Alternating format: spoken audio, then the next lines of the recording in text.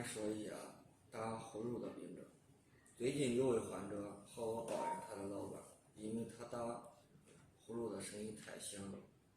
要和他分房睡。这个患者年轻时很少打呼噜，但是现在年龄大了，打呼噜的现象出现了越来越频繁，而且也越来越响，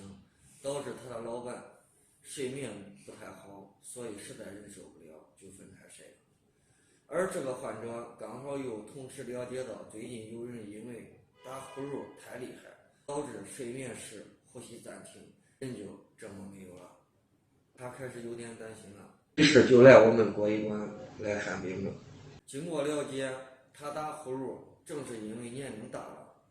软腭松弛，舌下垂，导致气道狭窄，呼吸道受阻。白天清醒的时候还好，因为清醒的时候咽喉肌肉会有意识的收缩，使气道保持畅通。但晚上睡觉的时候，因为神经兴奋性下降，这松弛的软腭和舌头都会堵住气道，吸入的空气通过气道狭窄的部位会产生震动，出现了打呼噜声。可以说，打呼噜就是一个气管不顺畅的提示，严重的时候还会出现呼吸暂停的症状，甚至危及生命。我建议这个患者用3味中药来食疗，分别取乌梅、山楂、橄榄果各10克，用小火煎煮30分钟，在睡前半个小时服用，每天1次，连续服用1个月。此方适合长期打呼噜的患者。从中医上来说，这3味中药都是酸性中药，